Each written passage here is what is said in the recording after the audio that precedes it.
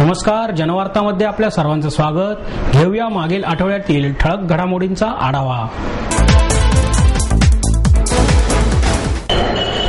केवळ पैशासाठी राजकारण न करता राजकारणात येण्यामागे आपली प्रेरणा समाजाच्या उन्नतीची असली पाहिजे, असे मत भारतीय जनता पक्षाचे राष्ट्रीय अध्यक्ष नितीन गडकरी यांनी व्यक्त केले। MIT स्कूल ऑफ गव्हर्नमेंटच्या 7व्या बॅचचा उद्घाटन समारंभ प्रसंगी व्हिडिओ कॉन्फरन्सिंगद्वारे ते बोलत होते। मॅगसेसे पुरस्कार विजेत्या भगिनी निवेदिता ग्रामीण विद्या निकेतनच्या संस्थापिका श्रीमती निलिमा मिश्रा, भारतीय जनता पार्टीचे राष्ट्रीय सचिव captain Abhimanyu Sindhu, neutron electronic system private लिमिटेडचे अध्यक्ष नानिक रुपानी आणि भारतीय जनता पक्षाचे शहराध्यक्ष विकास मटकरी हे सन्माननीय अतिथी म्हणून उपस्थित होते।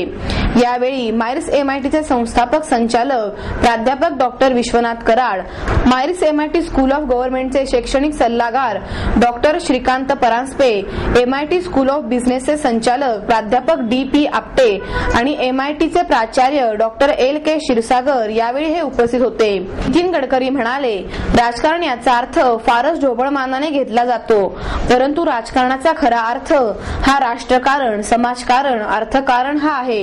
राजकारणात येण्याआधी आपण ज्या समाजाचे नेतृत्व करणार आहोत त्या समाजाच्या समस्या आणि त्या समाजाची मनोवृत्ती संवेदनशीलतेने समजून घेतली पाहिजे। आज भारतात बेरोजगारी प्रचंड प्रमाणावर वाढली आहे। ती बेरोजगारी संपुष्टात आणण्यासाठी योग्य त्या ध्येय धोरणाची आखणी केली पाहिजे। जागतिक पातळीवर श्रीमंतांच्या यादीत भारतीयांचे नाव येत असतानाच आज एक वेळही जेवण मिळत नसलेला समाज भारतात दिसून येतो। हा विरोधाभास संपवणे हे प्रत्येक राजकीय पक्षाचे ध्येय असले पाहिजे। शिक्षण, आरोग्य, सेवा उद्योग, रोजगार आणि पर्यटन या 5 प्रमुख मुद्द्यांवर प्राधान्याने काम करण्याची गरज आहे। सकारात्मक विचारशक्ती व उपक्रमशीलता असलेल्या युवकांची सध्या भारताला आवश्यकता आहे। राजकारण हे पैसा कमवण्याचा धंदा नसून समाजाचा सर्वांगीण विकास साधण्याचे साधन आहे। प्रबळ इच्छाशक्तीच्या आधाराचे हे साध्य होऊ शकेल। नेतृत्व गुण असलेल्या आणि जनतेचे समर्थन असलेले तरुणच यापुढे काम करू शकतील, असे नेते या प्रशिक्षण वर्गाच्या माध्यमातून तयार होतील अशी खात्री आहे। त्यांना अभिमन्यू सिंधू म्हणाले, भारताच्या समस्यांची उत्तरेही भारतीय संस्कृतीमध्येच आढळून येतात। राजकारण क्षेत्रात येऊ इच्छिणाऱ्या युवकांनी या क्षेत्रातील आव्हानांना बारकाईने अभ्यास करताना कौटिल्य, मनुनीती, चाणक्य नीती, वेद, उपनिषद यांचा देखील अभ्यास करणे आवश्यक आहे। ज्याप्रमाणे एखादा शेतकरी शेती क्षेत्रात काम करण्याआधी जमिनीची मशागत करतो, तसाच या शास्त्राचा अभ्यास म्हणजेच राजकीय जमिनीची मशागत करण्यासारखेच आहे। यावेळी निलिमा मिश्रा म्हणाल्या, समाज उपयोगी काम करण्याचे मी बालपणीच निश्चित केले होते, परंतु योग्य ती दिशा व मार्गदर्शन मिळत नव्हते। संपूर्ण देशाचा दौरा केल्यानंतर या दौऱ्यातून काय करायचे आहे हे नव्हे तर काय करायला नको हे उमगले। भारतात सोन्याचा धूर निघत होता, पण हाताची जोड बुद्धीला न मिळाल्याने सध्याची परिस्थिती निर्माण झाली आहे। शिक्षणातून ग्रामीण भागाचा विकास होईल यावर माझा विश्वास आहे, भारतीय जनतेवर माझा विश्वास आहे, असेही त्यांनी सांगितले। प्राध्यापक डॉक्टर विश्वनाथ कराड यांनी प्रास्ताविक केले, तर प्राध्यापक राहुल विश्वनाथ कराड यांनी स्वागतपर भाषण केले। गणेशोत्सव मिरवणुकीदरम्यान पोलीस अधिकारी वैयक्तिक हेवे दावे काढतात, त्यामुळे त्यांच्यावर कारवाई करून 24 तासात त्यांची बदली करावी, असा सूर गणेश मंडळांच्या बैठकीत उमटला। केसरीवाडा येथे झालेल्या बैठकीत मानाच्या गणपती मंडळांबरोबरच इतर सार्वजनिक गणपती मंडळांसह ढोलपथकांचे अध्यक्ष आवर्जून उपस्थित होते। यावेळी अशोक घोडसे, श्रीकांत शेटे, अण्णासाहेब थोरात, रोहित टिळक आणि अॅडव्होकेट प्रताप परदेशी आदी मान्यवर उपस्थित होते। यावेळी दगडूशेठ गणपती ट्रस्टचे अध्यक्ष अशोक घोडसे म्हणाले, गेली 10 वर्षे गणेशोत्सव मिरवणुकीमध्ये अनेक सार्वजनिक गणेश मंडळे पोलिसांनी लादलेली बंधने पाळत आली आहेत, तरीही पोलीस अधिकारी आमच्यावर खटले दाखल करतात। तसेच राजकीय कार्यकर्ते या गोष्टींचा फायदा निवडणूक लढवण्यासाठी करतात। दगडूशेठ गणपती ट्रस्ट लोकवर्गणीतून चालतो, त्यामुळे पोलिसांनी कायद्याचा बाऊ करू नये असे म्हणून घोडसे यांनी पोलिसांचा निषेध व्यक्त केला। अॅडव्होकेट प्रताप परदेशी म्हणाले, गणेशोत्सव मिरवणुकीत ज्या मंडळांवर पोलिसांनी खटला दाखल केला आहे ते सर्व खटले सुप्रीम कोर्टात मांडण्यात येणार आहेत। बैल, घोडे आदी जनावरांचा वापर ज्या मंडळांनी गणेशोत्सव मिरवणुकीमध्ये केला त्यांच्यावर दंड लावण्यात आला आहे। यावर लवकरच गणेश कला क्रीडा मंच येथे चर्चा होणार आहे। त्यासाठी सर्व गणेश मंडळांचे अध्यक्ष तसेच कार्यकर्त्यांनी उपस्थित राहण्याचे आवाहन परदेशी यांनी केले। यावेळी इतर सार्वजनिक मंडळांचे तसेच ढोल पथकांचे अध्यक्ष आणि कार्यकर्ते यांनीही आपले मत व्यक्त केले। रोहित टिळकांच्या माध्यमातून आजची बैठक घेण्यात आली होती। सर्व मंडळ पुणे शहरातली या बैठकीला उपस्थित होती। या बैठकीमध्ये असा निर्णय घेण्यात आलेला आहे की जे काही खटले आता दाखल केले त्या खटल्यांवरती तज्ज्ञ वकिलांची एक समिती नेमून कोर्टामध्ये त्याच्यासाठी न्याय मागायचा। तसंच सुप्रीम कोर्ट असेल किंवा हायकोर्ट असेल याच्यामध्ये आम्ही सर्वजण मंडळ एकत्र येऊन त्याच्यासाठी चांगला प्रयत्न करणार आहोत। दुसरा महत्त्वाचा असा निर्णय झाला की मुख्यमंत्री असतील, उपमुख्यमंत्री असतील, पुणे जिल्ह्याचे पालकमंत्री असतील, त्या सगळ्यांना आम्ही एकत्रितपणे मागणी करणार आहोत की पुण्याच्या गणपतीसाठी थोडासा वेगळा नियम करावा। विशेषतः विसर्जन मिरवणुकीसाठी विसर्जन मिरवणूक सुरू झाल्यापासून संपेस्तोपर्यंत वाद्य वाजवायची परवानगीसाठी विशेष नियम करावा, अशी आम्ही मागणी सर्वजण एकत्रित करणार आहोत। हे गणेश उत्सव संपल्यानंतर जे काही मंडळांवर आणि पथकांवर जे खटले भरले गेले त्यानिमित्ताने आम्ही ठरवलं की सगळ्यांनी इथे एकत्र यावं। अनेक मंडळांनी त्यांच्या भावना आणि पथकांनी सुद्धा भावना मांडल्या। त्यात प्रामुख्याने लक्षात आलं की भावना जी या उत्सवाच्या मागे आहे किंवा जो दृष्टिकोन आहे किंवा ज्यामुळे हे सर्वधर्म समभावची एक भावना लोकांच्या मते एका शक्तीने सगळे पुणेकर एकत्र येतात, ज्यामुळे एक मैत्री एक सगळ्यांमध्ये होते आणि एकजूटपणे पुणे शहर जे एकत्र राहतं, दंगल होत नाही, काही गोष्टी घडत नाही।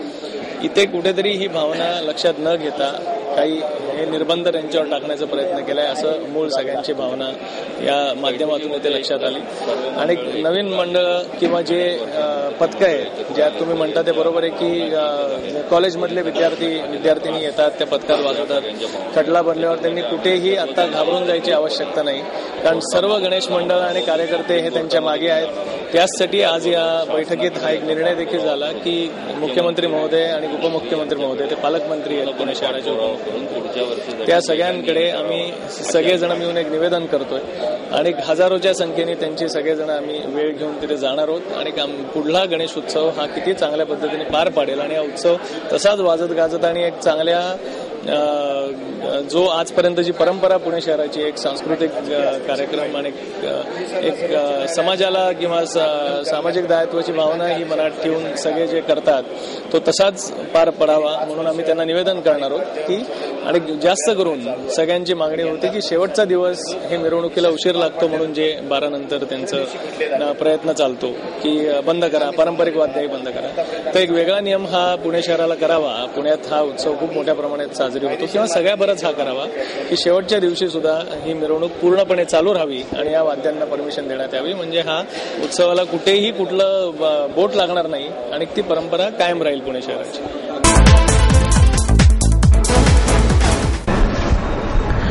दरोडेखोरांना पकडण्यासाठी गेलेल्या पोलिसांवर झालेल्या हल्ल्यात 3 पोलीस आणि 1 नागरिक गंभीर जखमी झाला।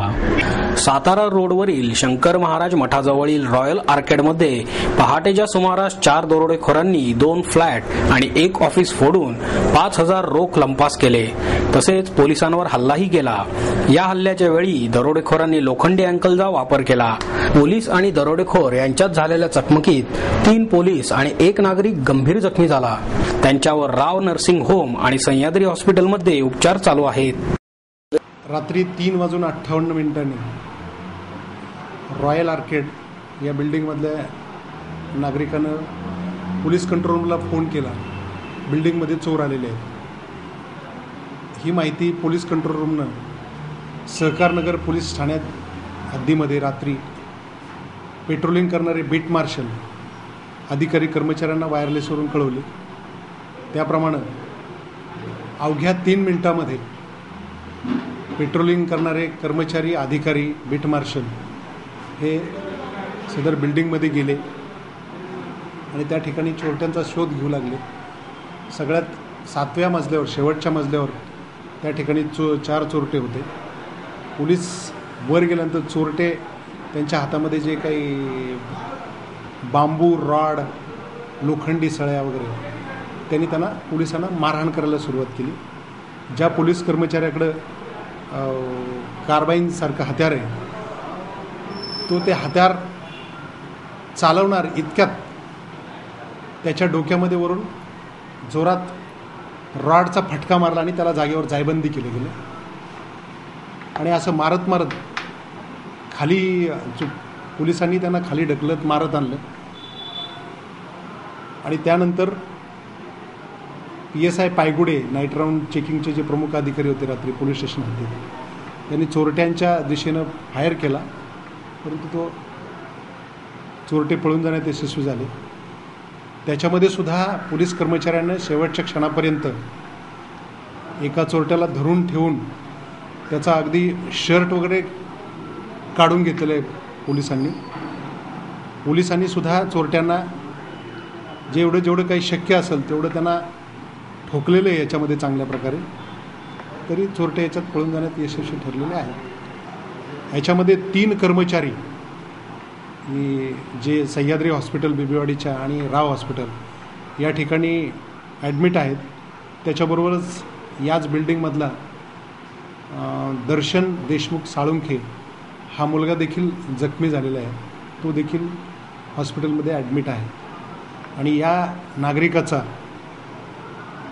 औषधोपचाराचा सर्व खर्च पोलीस विभागाकडून केला जाणार आहे असं माननीय पोलीस आयुक्त यांनी सांगितलेलं आहे.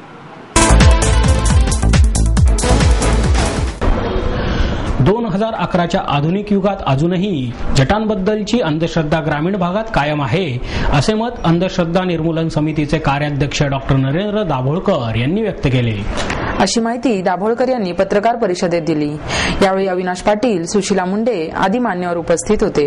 यापुढे बोलताना दाभोळकर म्हणाले, जटा या केसात गुंता झाल्यामुळेच येतात, परंतु लोकांचा गैरसमज आहे की जटा आल्या म्हणजे त्या महिलेच्या अंगात यल्लम्मा देवी येते, म्हणून या महिलांचे विवाह देवाशी लावले जातात.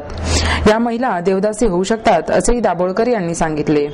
यावेळी एका महिलेचे जटा कशाप्रकारे काढल्या जातात त्याचे प्रात्यक्षिक सादर करण्यात आले. महाराष्ट्रातल्या जटा सोडवायला बाबा आढावांच्या नेतृत्वाखाली 1975 साली आम्ही सुरुवात केली. त्या विरोधामध्ये कर्नाटकातल्या सोंदत्तीच्या डोंगरावर 1982 साली निदर्शनं केली आणि आत्तापर्यंत महाराष्ट्रामध्ये अनिसनी सहज 500-700 बायकांच्या जटा सोडवल्या असतील. मात्र गेले 5-1 वर्ष मला महाराष्ट्रामध्ये जटांचं प्रमाण महिलांच्यामध्ये लक्षणीयरित्या कमी आढळलेलं होतं. अशा परिस्थितीमध्ये पुण्यासारख्या शहरामध्ये असलेल्या एका सुस्वरूप विवाहित तरुणीला अचानकपणे 2-2.5 महिन्यापूर्वी जट येते. ती जट आल्यामुळे काहीतरी देवाचा कोप आहे का समजून घेण्यासाठी ती देवऋषीकडे जाते. देवऋषी ती जट सोडवण्यासाठी काही हजारामध्ये पैसे घेतो आणि प्रत्यक्षात ती जट सोडवतच नाही. ही सगळी मानसिकता ही मला 12व्या शतकातल्या मानसिक गुलामगिरीची वाटते. ही केस पुढे आल्यानंतर आणखी शेजारच्या गावामधनं 1-4 बायका अशा आल्या की आमच्याकडे जट आहे. त्यामुळे ही सगळी वेदनादायी गोष्ट आहे की अरे आपण कशाशी 21व्या शतकामध्ये लढाई करतोय. जट आलेली प्रत्येक बाई काही देवदासी होत नाही, होऊ शकते, परंतु अंधश्रद्धेची बळी नक्कीच बनते, भीतीची बळी नक्कीच बनते. जसं या मुलीला सांगण्यात आलं होतं की तुझ्या सासऱ्याने तुझ्यावर करणी केली किंवा मूठ मारली म्हणून जट आली. या सगळ्या अंधश्रद्धामधनं ज्यांना मुक्त व्हायचं असेल ते पुण्यातले असोत व महाराष्ट्रातले असोत, आम्ही विनामूल्य त्यांच्या जटा सोडवून द्यायला तयार आहोत. कारण निदान या स्वरूपाची घृणास्पद मानसिक गुलामगिरी तरी 21व्या शतकामध्ये आपण महाराष्ट्रातनं हद्दपार करू शकलो पाहिजे.